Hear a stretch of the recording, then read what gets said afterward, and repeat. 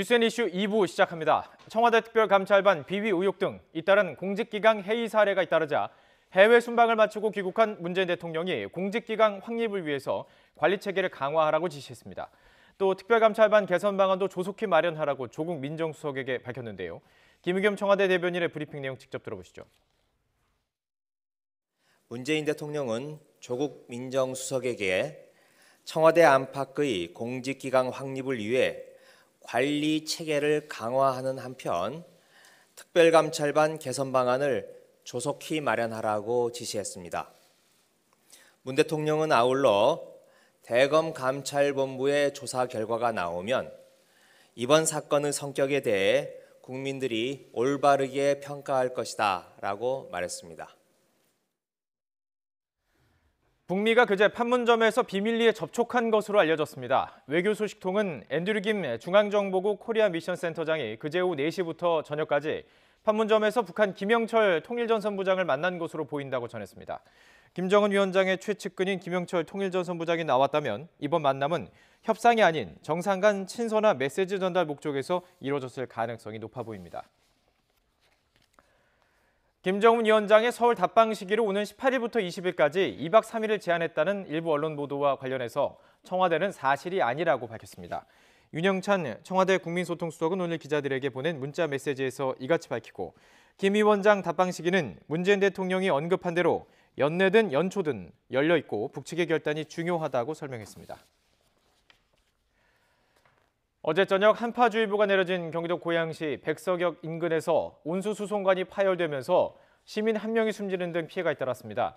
오늘 아침까지도 더운 물을 공급받지 못한 아파트 주민들은 밤사이 큰 불편을 겪어야만 했습니다. 주민들의 이야기 직접 들어보시죠. 더워진 거 방송 시작한 게 한 8시 반인가? 그렇게 된 것 같아요. 잠 저녁에는 안 쓰니까 아침에 5시쯤 되니까 완전히 냉수더라고요. 이제 뜨거운 물 안 나오니까 이제 씻질 못하죠. 우선 나도 불이 나게 목욕탕이니 뭐니 물이 어떻게 되나 하고 했죠. 그랬더니 물은 그대로 나오는데 더운 물은 안 나오고 찬물만 나오더군요. 그래서 어제 샤워는 못하고 그러니까 설거지도 찬물밖에 없어서 기름기 아닌 거는 씻었는데 기름기 있는 거는 씻질 못하고 있죠, 지금. 더불어민주당 이해찬 대표는 예산안과 선거제도 개편의 동시 처리를 요구하면서 농성에 들어간 야3당을 향해 강한 유감을 표시했습니다. 자신이 국회의원 하는 동안 한 번도 보지 못한 모습이라며 절대 연기할 수 없다고 말했습니다. 야당들이 그 예산안과 그 선거법 개정안을 연계를 시켜서 지금 농성을 하고 있는데 대단히 유감스럽습니다. 제가 국회의원 하는 동안에 한 번도 이런 모습은 보질 못했습니다. 이번이 처음입니다. 대단히 유감스럽고 이런 사례가 생긴다고 하는 건 우리 국회에 큰 오점을 남기는 일입니다. 절대로 연기해서는 안 된다는 말씀을 드립니다. 연동형 비례대표제 등 선거제도 개편과 새 예산안 처리 연계 방침을 밝힌 바른미래당 손학규 대표가 여당인 더불어민주당 이해찬 대표를 강도 높게 비판했습니다. 이 대표가 개구리 올챙이적 생각 못한다고 언급했는데요. 어떤 사정이 있는 걸까요? 직접 들어보시죠. 선거구제를 예산안과 연계시켜 통과시키지 않는 것은 처음 봤다. 경악을 금할 수 없었다. 이렇게 말했습니다. 그러나 이것은 개구리 올챙이적 생각을 못하는 일입니다. 민주당은 지난 2011년 론스타 국정조사 합의가 무산되자 본회의 예산안 표결을 보이콧했고 2013년에는 국정원 개혁법을 예산안과 연계시켜 다음해 임시국회에서 예산안이 처리되도록 만들었습니다. 네, 오늘 더불어민주당과 정부가 역대 최대 규모의 군사시설 보호구역 해제 방침을 발표했습니다. 여의도 면적의 100배가 넘는 면적인데 앞으로 개발이 가능해질 전망입니다. 민주당 김태년 정책위의장의 발표 내용 들어보시죠. 여의도 면적 116배에 달하는 군사시설 보호구역 3억 3,699만 평방미터를 해제하기로 하였습니다. 군사시설 보호구역이 해제된 지역은 군과의 협의 없이 건축 또는 개발을 할 수 있게 되므로 해당 주민들의 재산권 행사가 가능하며 지역경제 활성화에 기여할 것으로 예상됩니다. 광주 지역 노동계가 광주형 일자리 사업 장정 학위 내용에 반발해서 노사민정협의회가 오세시로 늦춰졌습니다. 이용섭 광주광역시장은 광주형 일자리 사업 장정 합의안에 노동계가 수용하지 못하는 조항이 있다면서 광주시가 현대차와 지역 노동계 사이 이견을 조율하고 있다고 배경을 설명했습니다. 노동계는 협약안에 자동차 생산 물량이 35만 대가 될 때까지 단체 협약을 미루자는 안이 들어있다면서 반발하고 있습니다.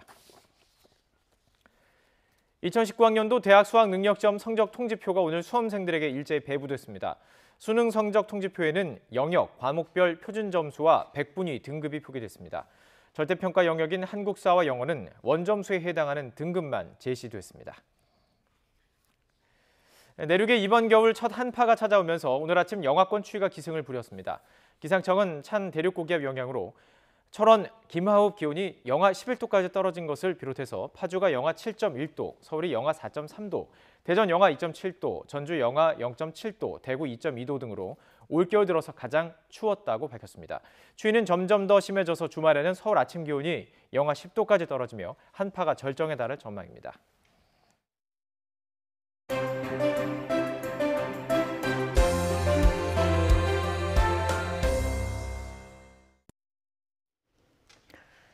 해외 순방 일정을 마치고 귀국한 문재인 대통령, 오늘 오전 바로 청와대 특감반 비위 논란과 관련해서 공직기강 확립을 위해서 관리체계를 강화하라고 지시했습니다.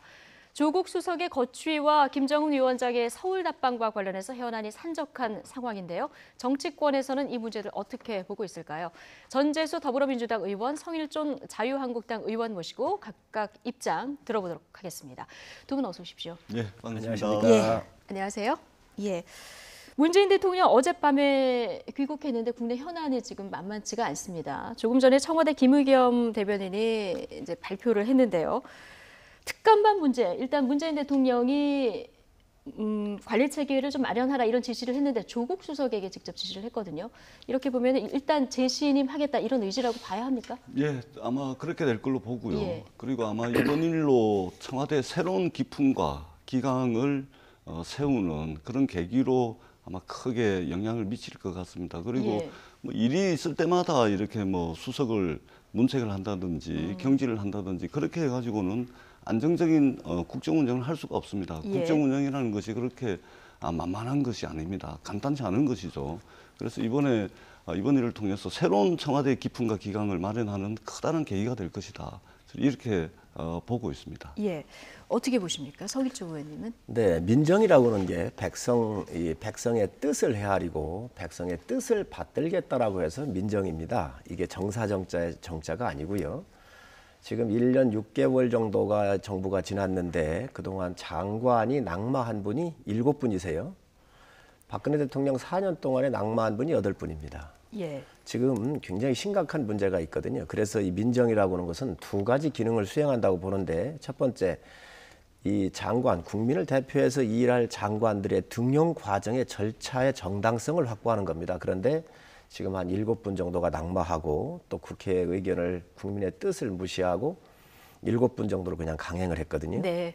자, 그래서 이런 데 문제가 있다고 보고요. 두 번째 문제는 이제 공직의 기강을 바로잡는 겁니다. 추상 같아야 합니다. 그런데 지금 불거진 여러 골프 접대 사건이라든가 업무 시간에 골프를 쳤다든지 또 음주운전했다든지 심각한 문제가 있기 때문에 네. 이게 공직사회에 주는 시그널입니다. 그래서 이런 총체적인 문제를 봐서 이 민정수석이 물러나라고 하는 것이 국민의 요구고 야당의 요구이기도 합니다. 야당의 요구다 말씀하셨는데, 그러니까 인사 책임부터 특감반 비위 의혹까지 책임자가 책임을 져야 된다, 이런 입장을 지금 견지를 하고 계신 것 같은데요. 그렇습니다. 조국 예. 수석 개인을 공격하는 것이 아니라 예. 국가를 위해서 국민의 뜻을 전달하는 것이지요. 예. 그런데 그 조국 수석이 이런 특감반 비위 의혹과 관련해서는 사실 본인이 지금 연관된 부분은 없어서 여당에서는 또 이 부분을 얘기를 하고 있거든요. 그래서 어떻게 보십니까? 최고 책임자는 전체적인 책임을 다 지는 겁니다. 군에서 예. 사령관이 전투에 실패를 하거나 지휘를 잘 못하게 되면 책임을 지듯이 이 국가의 또 공직사회 국민한테 주는 메시지이기 때문에 우리 야당이 요구하는 것입니다. 최고 책임자이기 때문에 책임을 져야 된다 이런 얘기를 해주셨는데 여당 입장에서 보면요. 조국 수석이 계속 유임된다면 지금 들어보셨지만 야당의 공격이 계속 되고 있는 이런 상황이거든요. 조국 수석 사퇴하라 이 목소리 계속 나오고 있는데 이렇게 되면은 청와대 여당 정치적 부담이 앞으로도 좀 상당하지 않겠습니까? 어떻게 설득을 해나갈 계획이십니까?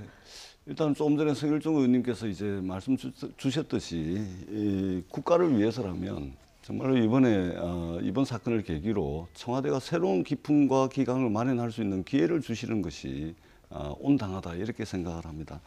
뿐만 아니라 이번 일에 대해서 청와대에서 보이고 있는 후속 조치를 한번 저희들이 면밀히 볼 필요가 있습니다. 역대급 후속 조치를 지금 취하고 있습니다. 네. 특감반 전원을 원대 복귀시키고 그리고 그것으로 끝나는 것이 아니라 이분들에 대해서 정말로 강도 높은 감찰이 지금 이루어지고 있는 거 아니겠습니까? 이런 것만 보더라도 이번 일을 계기로 기강과 기풍이 새롭게 저는 설 것이다. 이렇게 저는 확신을 합니다. 기강회의는 맞지만 그 이후의 조치는 적절했다. 역대급 조치를 지금 취하고 있습니다. 그래서 왜냐하면 이런 사례가 없었죠. 전부 원대복귀를 전원을 원대복귀를 시키고 원대복귀 시켜서 또다시 강도 높은 특감을 지금 하고 있습니다. 그렇기 때문에 저는 이번 일이 좋은 계기가 될 수 있을 거다 이렇게 생각을 합니다. 어제 한국당 김성태 원내대표가요. 조국 수석을 박근혜의 우병우로 만들지 말라 이런 얘기를 했거든요. 그렇습니다. 박근혜 정부가 무너진 게 우병우 수석을 너무 보호하려고 했던 거 아니겠어요? 언론에서도 우병우 수석이 물러나야 한다 이렇게 얘기를 했습니다. 이 정부가 무너진다고 하는 것은 국민을 위해서도 바람직하지가 않습니다. 지금 우리 전재수 의원님 말씀을 하셨는데 감찰반한테 휴대폰을 압수하겠다 그러니까 이걸 불응을 했어요. 또 근무 중에 골프를 쳤어요. 이런 전례가 또 없었습니다. 지금 원대복귀를 다 한 것을 전례가 없다고 그러셨는데 이런 전례가 없었거든요. 당연한 것이고요. 이에 대한 책임을 지라고 하는 것이. 이 정도의 비위가 없었다 그동안 그런 말씀이신 건가요? 청와대에서 감찰하는 사람들 이제 감찰반에서 조사를 하지 않았겠어요? 그러니까 휴대폰 내놔라 그러니까 이거를 불응을 한 겁니다. 또 근무 시간에 골프를 쳤거든요. 청와대에서 이런 일이 없었습니다. 그렇기 때문에 굉장히 중하게 봐야 되고 국민한테 공직자들이 정말로 열심히 일하고 있구나, 국민을 위해서 봉사하고 있구나 이 메시지가 중요하기 때문에 이 전체적인 책임을 져달라고 요청하는 것입니다. 지금 민주당에서 이 감찰반 비위건에 대해서는 이 건만 보면 굉장히 심각하게 받아들이시는 건 맞습니까? 저희들은 이 사안을 어떻든 가볍게 받아들이지 않습니다. 엄중하게 상황을 보고 있고요. 다만 조국 수석을 우병우에 비교하는 것은 국민들이 판단하실 겁니다. 우병우 수석은 여러 가지 이제 개인적인 여러 가지 이제 뭐 비리 혐의라든지 이런 것들도 많이 나왔었고 직접 연관이 돼 있었다. 직접 뭐 여러 가지 의혹들이 있었지 않습니까? 그리고 모든 권력은 우병우로 통한다는 이야기도 뭐 있었지 않습니까? 거기에다가 조국 수석을 비교하는 것은 온당치 못하다. 그리고 우병우 수석의 경우에는 국가기강을 밑바닥부터 흔들었던 그런 국정농단의 어쩌면은 주범이라고 할 수가 있습니다. 그 조국 수석하고 비교하는 것은 저는 맞지가 않습니다. 국민들이 판단할 것이다 얘기를 해주셨는데요. 어쨌든 이 문제 지금 특감반 비위 관련해서는 검찰 조사도 이루어지고 있으니까요. 이 상황을 좀 지켜보도록 하고요. 지금 가장 주목되는 부분이 김정은 위원장의 서울 답방, 이 부분이 아닐까 싶습니다. 일단 청와대는 연내 연초 답방은 열려 있다 이런 입장인데요. 정치권 입장 좀 분분합니다. 관련 영상 보고 이야기 나눠보겠습니다. 김정은 위원장의 서울 답방이 연내에 이루어질 가능성이 있습니다. 약속은 반드시 지킨다는 그런 메시지를 보내려면 금년에 오는 게 좋죠. 국민적 그걸 하지 않았나. 온다면 18, 19, 20.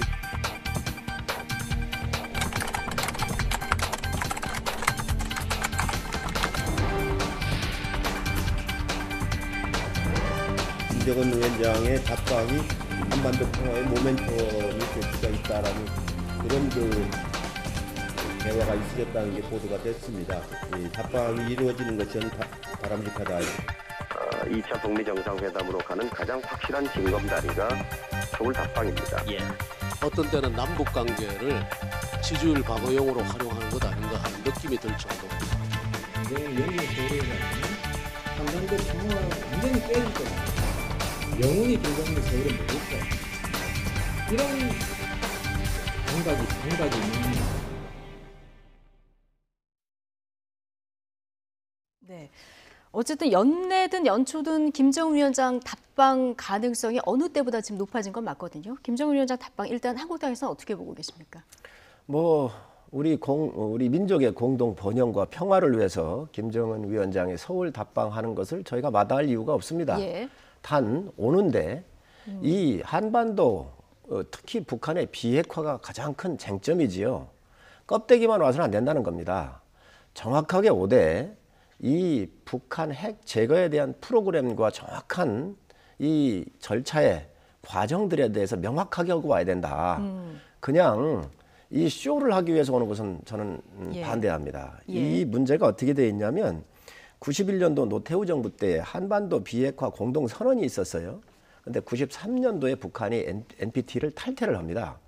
이런 과정까지 지금 온 건데 지금까지 오는 과정에서 별 진전이 없었어요. 네. 그러나 이 정부가 여러 가지 남북 관계를 개선하고 북한 핵 제거를 위한 노력하는 거에 대해서 저희가 반대하는 거 아니거든요. 근데 오더라도 그냥 오지 말고 사진 찍고 쇼하려고 오지 말고 정말로 알맹이를 가지고 왔으면 우리는 환영한다. 이 말씀 드리겠습니다. 쇼가 아니라 뭐 알맹이를 가지고 와야 된다 지금 말씀을 해주셨는데 뭔가 답방을 하게 되면 그래도 비핵화와 관련된 뭔가 좀 진전된 메시지를 가지고 오지 않을까요? 그냥 올까요? 1차, 2차가 있었죠. 미국하고도 했죠. 지금까지 없었지 않습니까? 이 정상회담이라는 것은 굉장히 주는 의미가 중요합니다. 그래서 이제 하게 되면 세 번째인데 최소한 남북의 정상이 만난다고 하면 분명한 이 우리 민족의 공동 번영을 위한 이 북한의 핵 문제에 대해서 진전된 것을 가지고 와야 된다. 이렇게 생각합니다. 그러니까 이 비핵화를 풀려면 북미 간에도 대화를 지금 해야 되는 상황인데 북미 회담에 어떻게 보면 남북 정상회담의 촉매제가 될 수 있는 이런 상황이기 때문에요. 민주당에서는 김정은 위원장의 답방 어떻게 보고 계십니까? 세상 만사 상식적으로 저희들이 판단하면 될 것 같습니다. 갔으면 오는 게 맞는 것이죠. 그리고 우리나라는 예로부터 동방예의주국입니다. 동방예의주국이었죠. 우리가 저 송이버섯을 받았는데 귤을 보낸 거 아닙니까? 귤 안에 뭐가 들었는지 이렇게 의혹도 제기하는 분들도 계시는데 받았으면 주는 것이죠. 갔으면 오는 것이죠. 그것이 이제 우리 민족의 정서에도 맞다 이렇게 생각을 하고 그다음에 이 외교 의정과 관련돼 가지고는 국제적 스탠다드가 있습니다. 그게 뭐냐면은 외교의 기본적인 프로토콜도 갔으면 오는 겁니다. 갔으면 답방을 하는 게 맞는 것이죠. 이렇게 볼 때 우리가 김정은 위원장의 서울 답방은 당연한 것이다. 저는 이렇게 생각을 하고 얼마 전에 트럼프 대통령이 김정은 위원장의 답방에 대해서 어떻게 이야기를 했냐면은 김정은 위원장의 답방이 한반도 평화 정착의 추가적인 긍정적 계기가 될 것이다. 이렇게 평가를 했습니다. 그렇기 때문에 저희 민주당의 의견도 미국과 같이 트럼프 대통령과의 의견과 동일하다고 보시면 됩니다. 자, 한국당에서는 지금 뭐 알맹이를 가지고 오면은 반대할 리 없다 이런 말씀을 이제 해주셨는데, 근데 개개 의원마다 답방을 거부하는 성명을 내신 분들도 있고요. 한국당 입장은 하나로 이제 모아지는 상황은 아닌 것 같습니다.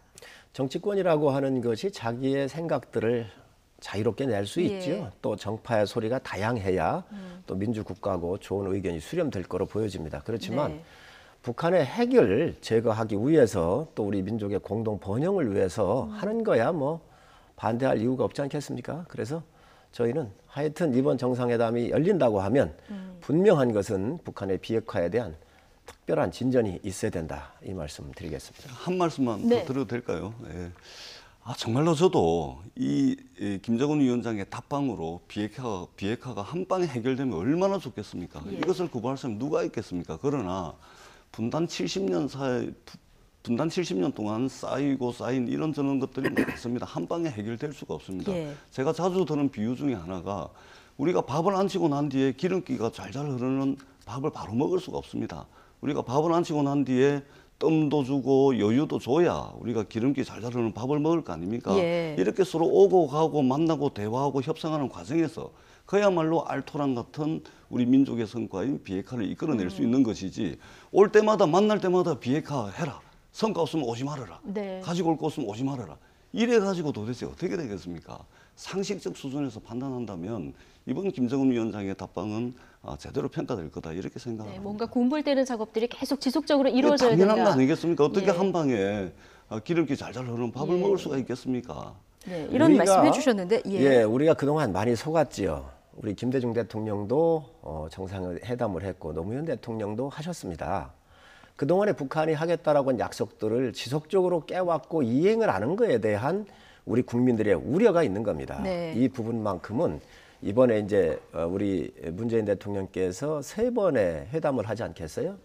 또 미국하고도 한 번을 했고, 그러니까 3번째에 하게 되는 여기에서부터는 실마리가 풀어져야 된다. 네. 국민들이 뭐 그동안 속아왔기 때문에 우려의 시선을 보내는 분들도 있습니다만은 사실 지난해 11월로 돌아가 보면은 북한이 미사일 쏘고 이런 상황이었거든요. 이 1년을 돌아봤을 때 지금 사실 북한이 도발은 하지 않는 이런 상황이 됐고요. 이 1년의 상황은 한국 땅에서는 어떻게 보고 계십니까? 아니면 개인적인 의견이라도 좋고요. 일단 북한이 상당히 코너에 몰렸지요. 예. 봉쇄를 하고, 이 미국이 봉쇄해서 살아남은 나라가 없습니다. 레이건이 소련을 봉쇄해서 붕괴시켰고요. 이란을 봉쇄해서 2년을 못 넘겼습니다. 1년 8개월 만에 나왔습니다. 자, 북한도 이러니까 그 탈출구를 우리 문재인 대통령의 손을 잡은 거거든요. 저는 좋습니다. 이런 시도, 역사적인 시도를 해야 한다고 생각을 합니다. 예. 하지만 이제는 3번째라는 거예요. 옛날에 우리가 당했었던 것을 반면교사 삼아서 지금부터는 우리가 알맹이를 채워갈 시기가 예. 됐다. 계속 끌려갈 것인가. 예. 이제는 미국하고 우리가 또 국제적으로 공조를 하면서 북한의 실질적인 비핵화의 협상이 진전될 수 있도록 이번부터는 철저하게 더 검증하고 요구해야 합니다. 예, 한 말씀만 더 들을 수 있을까요? 예. 저희가 분단이 한 맺힌 분단이 70년입니다. 민족의 문제는 절대 가볍게 다뤄서는 안 되고 엄중하게 다뤄야 된다고 생각을 합니다. 지금 청와대 문재인 대통령께서는 이전의 남북 정상회담의 모든 역사적 선례들을 다 성찰하고 검토하고 반성하는 고위에서 남북관계, 북미관계를 지금 풀어나가고 있다는 말씀을 드리고요. 저희들에게 어떤 실험과 실패가 있다 하더라도 과거에 그랬기 때문에 안 하는 것이 아니라 그런 실험과 실패를 딛고서 그 경험으로부터, 그 역사적 경험으로부터 지금 현재 문재인 대통령이 남북관계 여러 가지 프로세스를 밟아나가는 것이고 북미관계 프로세스를 밟아나가는 것입니다. 네. 어떤 실험과 실패가 있어도 끊임없이 시도하고 그렇게 해서 민족의 미래, 그야말로 민족의 공동번영을 반드시 이뤄내야 될 사안이다. 그렇기 때문에 계속해서 시도를 해야 된다고 저는 생각을 합니다. 네. 어쨌든 문재인 대통령 지난번 평양에 갔을 때요. 평양 시민들 앞에서 연설을 하기도 하지 않았습니까? 이번에 만약에 김정은 위원장이 답방을 하게 된다면, 아까 굳이 마다할 이유는 없다, 알매기를 가지고 온다면 이 얘기를 하셨는데 국회 연설 얘기도 나오거든요. 자, 만약에 국회 연설을 하게 된다 이러면 뭐 맞아주시겠습니까? 따뜻하게? 그러면요. 예. 김정은 위원장이 비핵화에 대해서 진전된 프로그램을 내놓고 또 민족의 진정한 번영을 위해서 고민을 하는 모습을 우리가 공감을 한다 그러면 와야지요. 네. 저는 뭐 찬성합니다. 국회 연설 찬성한다. 어떻게 보십니까? 당연히 뭐 찬성하시겠지만. 우리 김정은 위원장 오시면 국회에 연설하는 거 굉장히 좋다고 생각을 합니다. 대한민국이 이 짧은 시기에 엄청난 경제적 성과를 이뤘습니다. 이것을 김정은 위원장에게 보여주고 또 엄청나게 압축적으로 짧은 시간에 세계사의 유례가 없는 민주주의의 질적 성취를 저희들이 이뤘습니다. 이 민주주의의 우월적 가치, 우월적 질서를 우리 김정은 위원장에게 꼭 한번 보여줄 필요가 있다. 저는 그런 측면에서라도 김정은 위원장의 국회 연설은 추진돼야 된다. 이렇게 생각을 합니다. 비핵화를 촉진하는 계기가 될 것이다. 충분히 그렇다고 생각을 합니다. 예. 비핵화의 촉진을 기대하면서 국회 연설할 수는 없는 것이지요. 당연히 왔었을 때 가지고 와서 연설을 해야 된다는 그렇습니다. 말씀이신 거죠. 비핵화가 핵심 고리이기 때문에 또 이게 잘 풀려야 아까 촉매 얘기를 하셨는데 촉매는 문제를 푸는 겁니다. 네. 그렇기 때문에 촉매 역할을 제대로 하려면 이 남북 정상회담에서부터 이 문제가 풀어지고 이 메시지가 미국으로 가야 되는 것이지요. 이러한 전제 조건이 되지를 않으면 예. 어찌하겠습니까? 반드시 이번에는 김정은 위원장께서 방문을 한다고 하면 이 비핵화에 대한 단추를 잘 끼울 수 있기를 네. 기대하겠습니다. 한 말씀만 더 드릴까요? 저는 비핵화가 없어도 예를 들면 성과가 있으면 정말 좋죠. 그러나 비핵화에 대한 구체적인 로드맵이나 성과가 설사 없다 하더라도 김정은 위원장의 국회 방문과 연설은 그야말로 역사적 사건이다, 획기적 사건이다. 이렇게 저는 평가를 하고 싶습니다. 왜냐하면 그거 자체가 또 디딤돌이 될 수가 있는 것입니다. 예. 우리가 한꺼번에 모든 것을 다 얻을 수가 없습니다. 더더구나 북한은 살기 위해서 핵무기를 개발한 나라예요. 그렇기 때문에 쉽게 그것을 포기할 수 없는 것을 저희들이 인정을 해야 됩니다.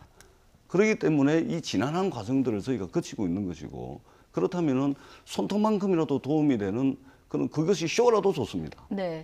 근데 이것은 쇼는 저는 아니라고 보는데요. 그렇다 하더라도 이 모든 것들이 모여서 결국은 우리가 한반도의 영원한 비핵화, 항구적인 비핵화로 갈 수 있는 거 아니겠습니까? 예.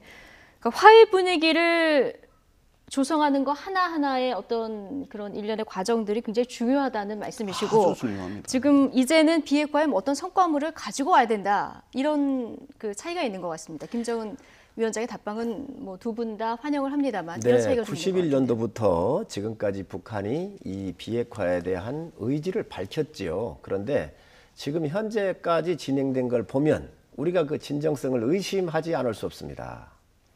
네. 자, 지금 이 상황까지 왔는데 이게 굉장히 심각한 국제 문제로 또 가지 않았나요? 그렇기 때문에 이제는 진정성을 가져와야 대한민국 국민이 믿을 수 있다. 네. 이 우리 국민의 요구 사항을 우리 문재인 대통령께서 잘 헤아려 주시기를 말씀드립니다. 알겠습니다. 뭐 근데 국회 마지막 한마디만 더 네. 드리면, 짧게요. 세상 모든 것이 어느 날 갑자기 하늘에서 떨어지는 법이 없습니다.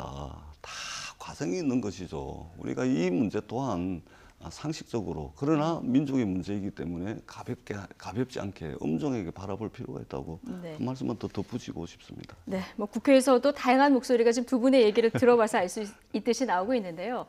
자, 김정은 위원장의 서울 답방을 두고 지금 이념 갈등 역시 풀어야 할 숙제 중 하나입니다. 벌써부터 광장에서는 김 위원장의 서울 답방을 앞두고 한쪽에서는 환영 집회를, 한쪽에서는 반대 집회를 열고 있는데요. 자, 이 모습 차현주 앵커가 담아봤습니다. 모든 국민이 쌍수로 환영해 줄 것이라고 믿습니다. 문재인 대통령은 김정은 위원장의 답방과 관련해 이렇게 말했죠. 김정은 위원장의 연내 서울 답방이 초미의 관심사인 지금 이 쌍수 환영은 현실화할 수 있을까요? 최근 김정은 위원장 답방을 환영하는 몇몇 단체가 결성돼서 활동하고 있는 가운데 그중 위인맞이 환영단이라는 곳에서는 김정은 위원장을 환영하는 지하철 광고 모금에 돌입했습니다. 환영 포스터도 제작 중이라고 합니다. 집과 동네에 김정은 위원장 서울 방문을 뜨겁게 환영합니다라는 현수막 걸기 캠페인도 진행하고 있습니다.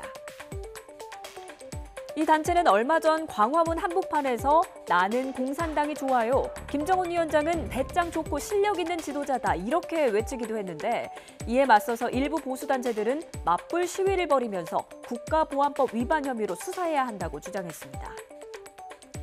대한애국당은 무술 유단자를 우대한다면서 김정은 위원장 체포특공대까지 모집하겠다고 나섰는데 또 여기에 맞서서 김정은 위원장을 지키자는 백두수호대까지 생겨났습니다.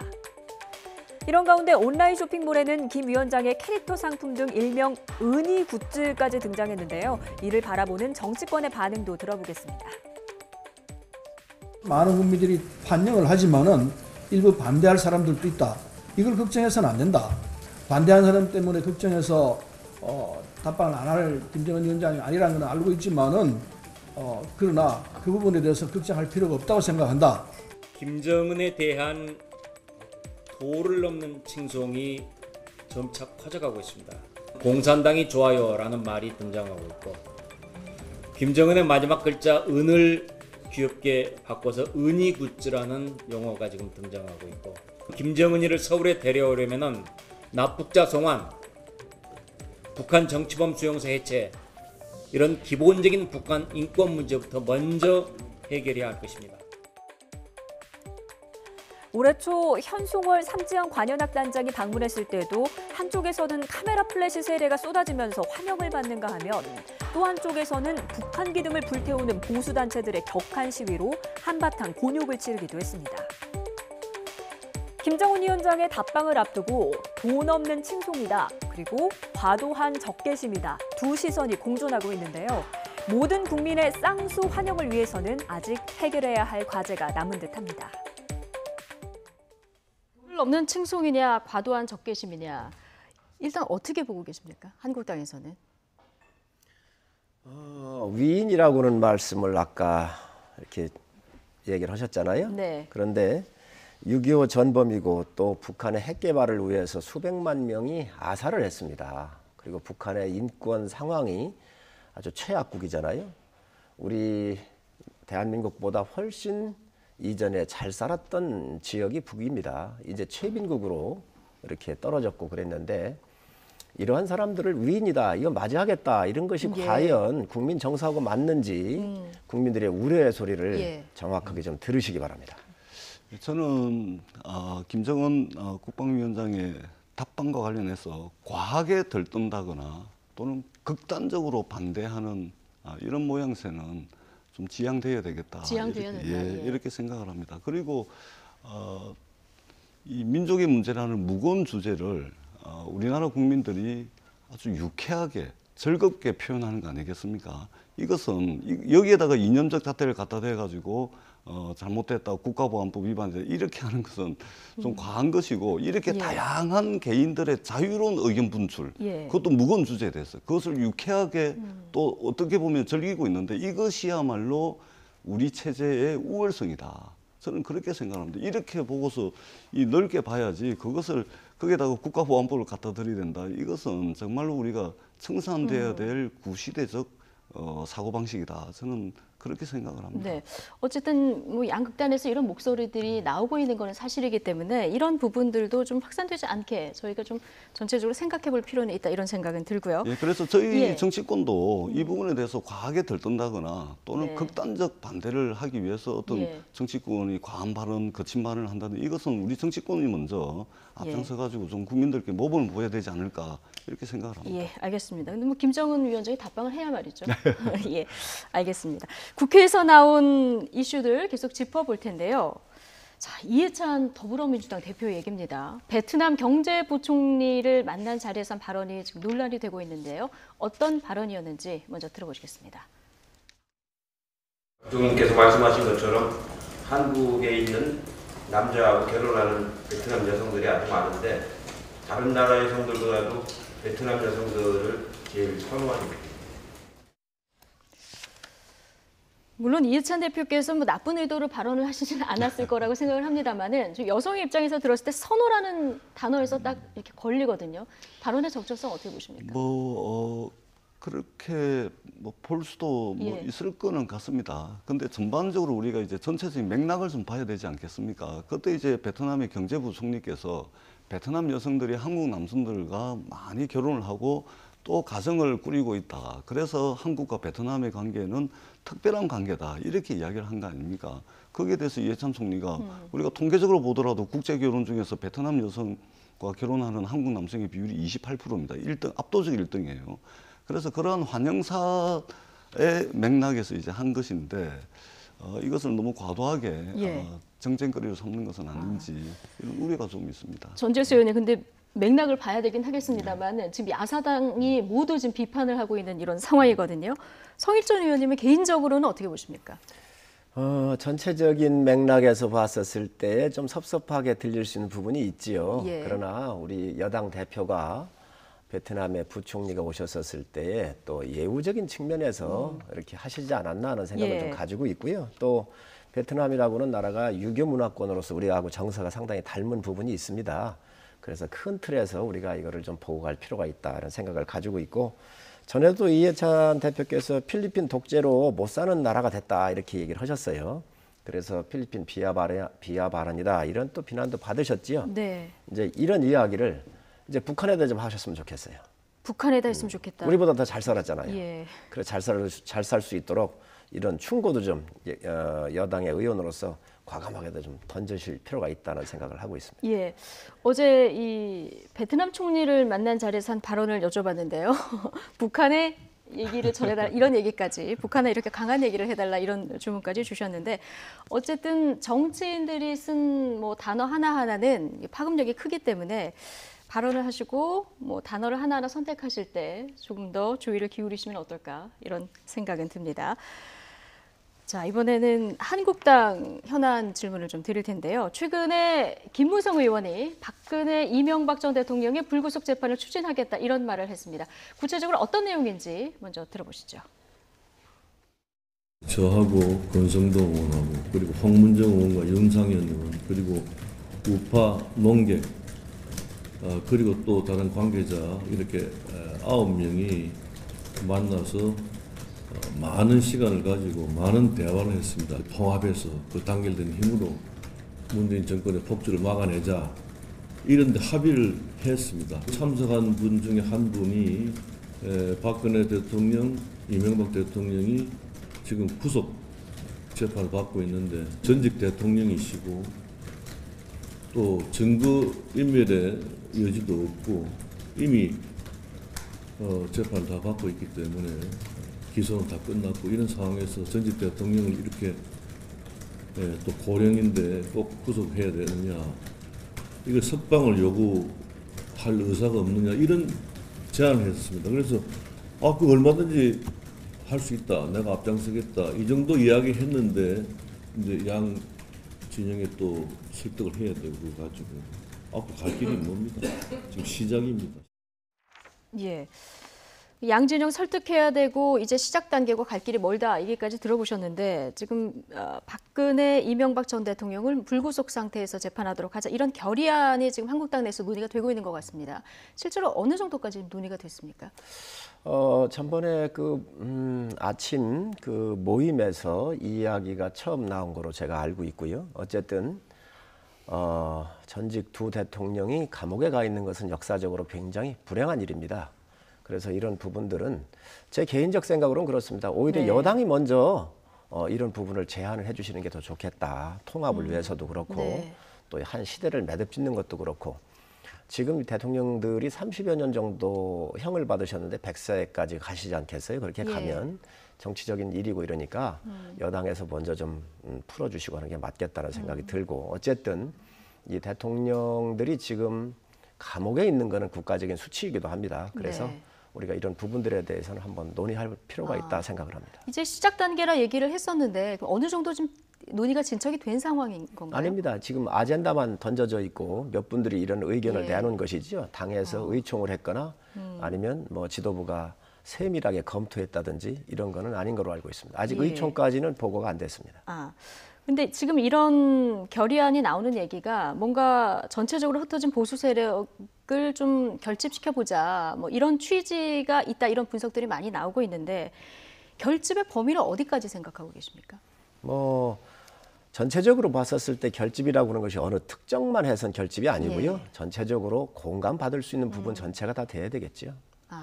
지금 한국당 상황이기 때문에 제가 좀 질문이 잠깐 편중이 되는데, 어쨌든 지금 보수 통합을 어디까지 해야 되느냐, 여기에 대해서는 보수에 계시는 정치인들도 굉장히 의견이 다른 상황이라서요. 지금 태극기 세력까지 끌어안자 이런 분들이 있고요. 바른미래당 쪽에 어떤 그런 쪽으로 조금 더 치중을 해서 보수 통합을 하자 이런 목소리가 나오는데, 이거를 다 한 그릇에 담을 수 있겠습니까? 그게 전체를 경계를 허물고 전체를 다 해야 통합이라고 하는 말을 쓸 수 있지 않겠습니까? 그래서 저는 굳이 그 경계를 둘 필요가 없다. 전체를 다 보고 이제 하나로 묶어가는 크게 통합하는 흐름이 중요하다고 생각을 합니다. 근데 경계를 한국당 내에서도 좀 두시는 분들도 있고 이렇기 때문에요. 이게 민주당에서 보실 때는 어떻게 보십니까, 이 상황을? 일단은 먼저 박근혜 대통령 사면 석방 결의안, 지금 저희가 이제 시대 정신을 좀 잘 살펴볼 필요가 있습니다. 박근혜 대통령께서 공화주의적 가치를 훼손한 거 아니겠습니까? 그리고 국민의 85%가 찬성을 한 탄핵을 당한 대통령이고요. 그리고 이 탄핵의 과정들은 헌법이 정한 절차에 따라서 탄핵 과정을 거쳤습니다. 그리고 지금 현재 재판 중인 사안입니다. 대통령이 사면 복권 권한을 사면의 권한을 발동을 하더라도 1심, 2심, 3심 재판이 다 끝나고 난 뒤에 대통령께서 하는 것이지 지금 한참 재판 중인데 벌써 사면 요구를 한다. 이것은 뭐냐면은 우리나라의 이 형사사법적 절차 자체를 무시하고 그냥 막 하는 것이죠. 이렇게 볼 때는 이것이 정교하게 생각을 해보고 한 것이 아니고 그야말로 자유한국당의 원내대표 선거, 당대표 선거를 앞둔 정치적 입지 또는 권력투쟁의 차원에서 이러한 아이디어들이 나오는 것이 아닌가. 그래서 진정성이 좀 없어 보인다. 네. 이런 생각을 하고 있습니다. 그러니까 사면 얘기가 나오더라도 일단 재판이 다 끝난 그럼요, 뒤에 그럼요. 얘기가 나와야 된다. 그리고 더 중요한 것은 지금 1심, 2심 다 거치고 어떤 것은 뭐 항소 포기하고 이러고 있는데 이 이명박 박근혜 대통령 두 분께서 단 한 번도 국민들께 사과 한 번 하질 않았습니다. 끝까지 결백을 주장을 하시고 재판 거부하고 이러고 있는 거 아닙니까? 그런데 이런 상황에서 사면 이야기를 한다, 석방 이야기를 한다. 이것은 국민 정서와 동떨어져도 너무 동떨어진 것이고 국민의 85%가 찬성을 해가지고 탄핵당한 대통령을 어떻게 자유한국당에 바라봐야 되는지 이 부분에 대한 깊은 성찰이 반드시 필요하다 이렇게 생각을 합니다. 네. 이 사건은 정치적인 사건입니다. 지금 우리 전 의원님께서 말씀을 주셨는데 저 논리대로 간다고 하면 박근혜 대통령도 재판을 다 거쳐서 결과가 나왔었을 때의 그 결과를 가지고 탄핵을 했었어야지요. 재판이 시작되지도 않은 상태에서 탄핵이 된 겁니다. 자, 이게 정치적인 사건이고 국가의 위신과 관련된 일이기 때문에 일단 이런 대통령이 나와서 재판받는 문제에 뭐 큰 문제가 있겠습니까? 그래서 지금 나와서 지금 감옥으로부터 나와가지고 재판을 받게 하자. 이 이야기가 나오는 건데 제 개인적 생각으로는 이러한 문제들을 좀 더 전향적으로 오히려 여당이 좀 풀을 필요가 있다. 국민한테 좀 편안하게 하고. 이 사건이 지금 조금 전에 정치적인 사건이다 이렇게 말씀을 해주셨는데 제가 한 여기에도 말씀을 좀 반론이 드릴게요. 있으실 것 같습니다. 이게 바로 박근혜 대통령, 이명박 대통령이 지금 구속되어 계신 이 사건을 정치적 사건으로 규정하는 순간 헌법적 가치를 훼손하는 것입니다.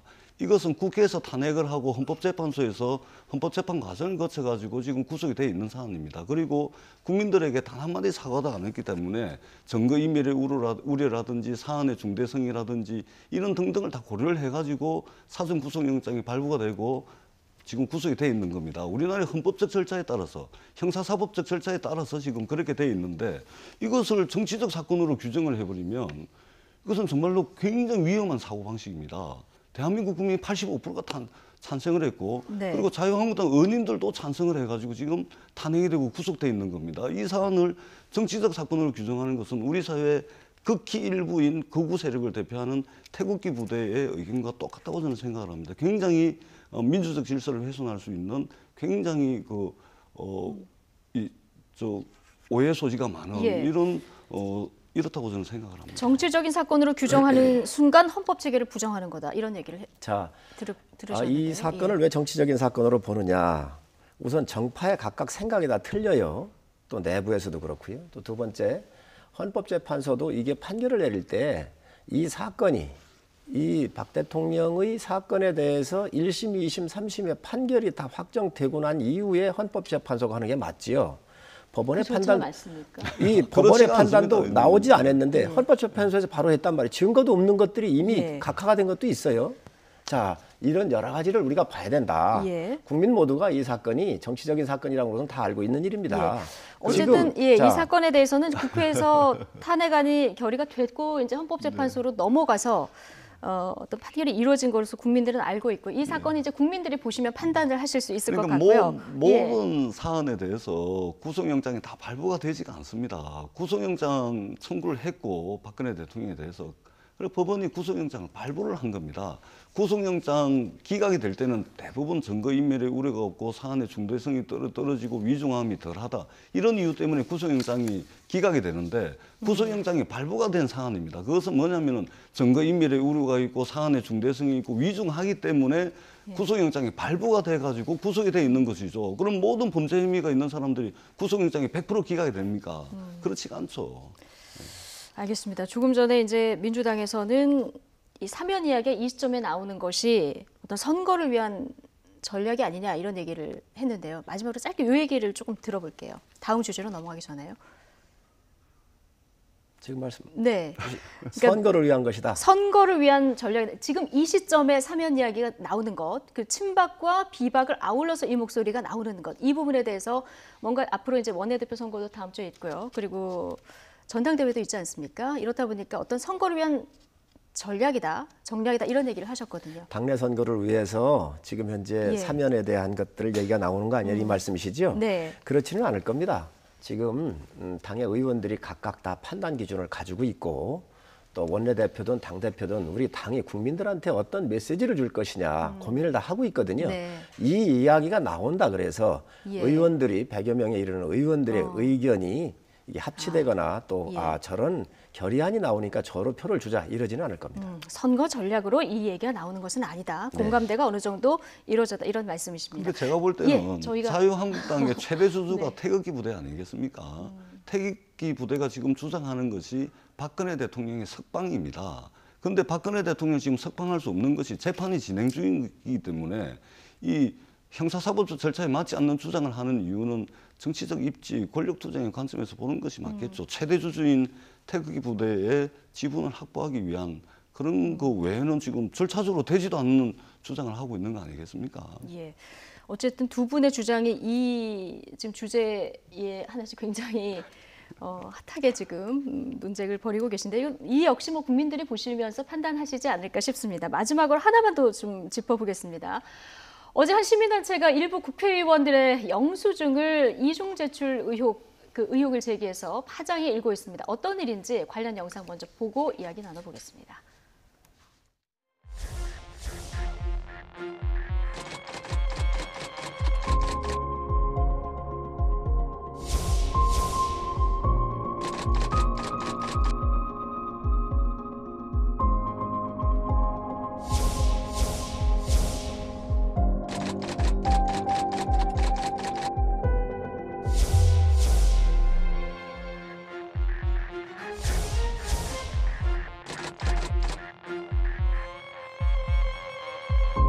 상당히 국회 내에서 관행적으로 이루어져 왔던 부패 행위라고 저희는 판단하고 있습니다.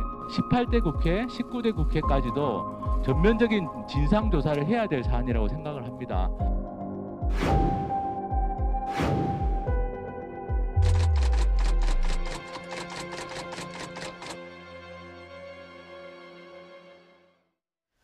네, 어제 한 시민단체가 26명 국회의원 명단을 공개를 했는데요. 지금 이게 중복 수령이냐 회계상 착오했느냐 좀 얘기가 있는 것 같습니다. 일단 민주당 의원들이 굉장히 많이 들어가 있긴 하네요. 예. 일단은 국회가 또는 정치인들이 변명의 여지가 없다고 봅니다. 그것이 실수이든 착오이든 또는 무지로부터 시작된 것이건 간에 변명의 여지는 없다고 저는 생각을 합니다. 적어도 국민들께서 상식이라고 생각하는 것이 국회에서 가감 없이 이렇게 국회에서도 실현이 돼야 된다고 저는 생각을 합니다. 예. 그런데 이게 지금 관행이다. 시민단체 얘기를 들어보면 이런 얘기를 하거든요. 실제로 뭐 이 부분을 조금 전수조사를 하거나 관행이었다면 고치거나 이런 얘기가 지금 좀 나오고 있습니다. 예, 국회에서 국회운영위원회에서 이 부분에 대한 제도 개선에 아마 곧 착수를 할 것으로 저는 알고 있고요. 국회의원에게 지원, 그러니까 국회의원이 통장을 두 개를 가지고 있습니다. 하나는 지원경비 통장이고 하나는 정치자금 통장이 있습니다. 예. 요 회계가 불분명해가지고 그동안 이래저래 잘못 집행된 부분들이 아마 있을 겁니다. 이번 일을 계기로 해가지고 국민들이 생각하는 상식이 국회에서 바로 반영될 수 있는 그런 국회 제도적 개선이 반드시 필요하다 이렇게 생각을 합니다. 성일종 의원님, 그러니까 이게 지금 문제가 되는 것이 국회의원이 활동을 하고 여기에 대한 어떤 예산을 국회에 수령했는데 영수증을 지금 선관위에 한 번 더 제출했다. 이 이중 제출의 문제가 지금 시민단체에서 제기를 한 거고요. 이것을 중복 수령했느냐 안 했느냐는 좀 의원마다 그 해명이 조금 다른 것 같은데요. 어떻게 파악하고 계십니까? 우선 시민단체가 이런 문제를 제기한 건 정당하다고 보고요. 예. 우선 국민의 요구가 회계의 투명성을 요구하고 있잖아요. 그런데 이게 투명하지 않다가 보니까 의심을 받는 겁니다. 이거 분명히 국민들한테 바로 잡겠다는 말씀 제가 드리고 우리 전재수 의원님께서 말씀을 주셨는데 이 운용자금을 다루는 이 지원 경비를 다루는 계좌가 있고요. 또 정치자금을 다루는 또 계좌가 또 있습니다. 후원금 같은 경우는 정치자금으로 다루지요. 이 영수증을 받아다가 양쪽에 다 넣었다는 겁니다. 양쪽에 선관위에도 넣고 국회에도 그렇습니다. 제출하고요. 그러다가 보니 이게 중복 수령 아니냐 이런 문제가 이제 제기되는 예. 것이죠. 그래서 이 부분은 회계 투명성 제고를 위해서 제도 개선을 운영위원회에서 꼭 하도록 하겠습니다. 또 저하고 우리 전 의원님이 같이 있습니다. 운영위원회. 아, 그렇군요. 네, 앞장서서 국민들이 오해하시지 않도록 제도의 개선을 노력하도록 하겠습니다. 예. 그럼 이걸 좀 쉽게 지금 그런 문제는 영수증 제출한 것이 뭐 양쪽으로 제출하는 것 자체가 잘못됐다 하더라도 이제 중복 수령을 했는지 안 했는지 이것을 국민들이 궁금해하는 상황인데요. 이거는 선관위에서 돈을 지불했거나 안 했거나 이걸 밝히면 좀 간단해지는 이런 상황 아닙니까? 예, 그렇습니다. 저는 이번 기회로 정말로 국회하고 선관위하고 조사의 주체 또 검증의 주체를 누구로 할 거냐 이거 하지 말고 예. 국회 선관위가 동시에 해가지고 전수조사를 해가지고 이 부분은 반드시 제도 개선으로 귀결이 돼야 된다고 생각을 합니다. 예. 근데 뭐 최근 국회의원 특활비도 그렇고요. 국민들 시선에서는 너무 국회의원들이 그 내부에만 관대한 게 아니냐 이런 시선도 사실 존재하거든요. 어떻게 보세요? 운영위에 계시다고 하니까. 맞습니다. 국민들께서 이제 스스로의 그 뼈아픈 노력을 통해서 자정하기를 기대하고 계시잖아요. 네. 이 부분도 저는 우리 국민들께서 요구하는 사항이니까 굳이 뭐 다른 외부기관 조사하기 전에 예. 우리 스스로 의원들 스스로 해명을 정확하게 하고 그리고 요청을 해서 다시 한번 검증받는 과정이 좀 필요하다고 보고요. 예. 이건 제도적으로 충분히 이제 앞으로 개선할 수 있는 사항이어서 하여튼 앞으로 제도 개선에 힘쓰도록 그렇게 하겠습니다. 그러니까 19대 국회부터 국회의원 연금 단 하루를 국회의원을 해도 국회의원 연금 120만 원. 이게 많은 국민들께서 아직도 받고 계신 걸로 알고 계시던데 네. 이게 19대 국회부터는 없어졌습니다. 없어졌습니까? 예, 없어졌고 예. 그다음에 특활비 논란이 있었고 그다음에 국회의원들의 그 국민정서가 동 떨어진 임금 인상이라든지 뭐 여러 가지 것들이 있었습니다. 네. 이것이 이제 연금도 없어지고 특활비도 없어지고 이 과정들을 밟아 나가고 있습니다. 그래서 정말로 국회에서도 국민 상식이 통하는 예. 그런 이제 국회가 될 수 있도록 우리 성일종 의원님하고 저하고 부단히 혁신하고 노력하도록 하겠습니다. 네, 국민들이 우려하고 있는 이런 부분들 지금 차차 개선해 나가고 있는 중이다. 그리고 앞으로도 뭐 미비한 점이 있으면 두 분이 힘을 합쳐서 뭔가 좀 제도 개선을 마련하시겠다 이런 얘기신 거죠? 예, 그렇게 하겠습니다. 알겠습니다. 두 분 말씀 오늘 여기까지 듣겠습니다. 전재수 더불어민주당 의원 그리고 성일종 자유한국당 의원과 오늘 이야기 나눠봤습니다. 두 분 고맙습니다. 네, 감사합니다. 네, 어제 저녁 경기도 고양시 백성역 인근의 온수 수송관이 파열돼서 시민 1명이 숨지는 등 피해가 잇따랐죠. 복구는 완료돼서 지금 난방과 온수 공급은 정상화됐다는데 한파에 시민들 큰 고역을 치렀습니다. 잠시 뒤 뉴스앤이슈 3부에서 현장에 나가 있는 취재기자 다시 연결해서 이 소식 자세히 들어보겠습니다.